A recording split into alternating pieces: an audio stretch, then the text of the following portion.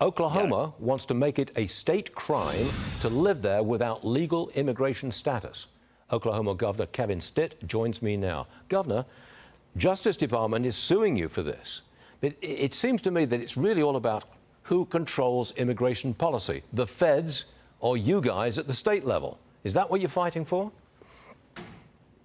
You know, absolutely. Well, first off, I mean, it's already illegal to be in our country undocumented or to come in anywhere except the port of entry. So this law did not all of a sudden that we passed in Oklahoma make it a crime to be here illegally. So that's the first thing.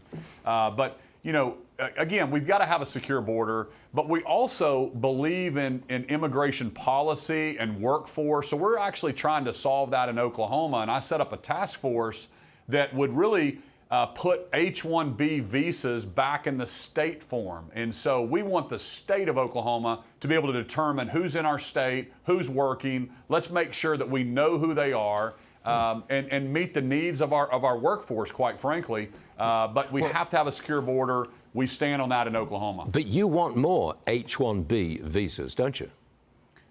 That is correct. I mean, doesn't it make sense that our employers would come to the state, like if you need more construction workers and more agriculture workers and manufacturing, and we could help match up the workforce needs of the employer with the employee.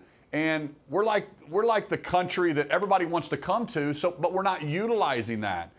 They need to pay taxes. They need to be part of our society. I'm not saying that they have to vote, or we're not going to make them U.S. citizens and give them access to all of our safety nets. But if somebody wants to come work and provide a service, then we should match those two people up, and that's kind of our philosophy in Oklahoma. But if they don't have legal immigration status, they cannot be matched up with an employer in Oklahoma. You can't have illegals in there, can you? You don't want illegals there, do you? That's exactly right. We've got to make sure we know who's coming in, and if you look at who's coming through the southern border, only 18% are Mexican nationals. I mean, you got people from all over the world, people on the terrorist watch list, 52,000 from China that are coming in across the southern border. The Biden administration has got to fix that, and that's why Republican governors have been putting out proposals that are pretty common sense. You've got to remain in Mexico until you get legal status to get here. Governor, you're calling on the White House to help the 5 Americans facing charges of illegal possession of ammunition in the Turks and Caicos. Have you heard back from the administration? Tell me more about this. Yeah, this situation is crazy. We have 5 Americans that are being prosecuted down in Turks and Caicos they basically had a couple pieces of ammo, like a deer round cartridge in their backpack from a previous hunting trip, and now they're facing 12 years in prison. Had a great conversation with the White House yesterday, just kind of putting that on their radar. We've talked to the Justice Department.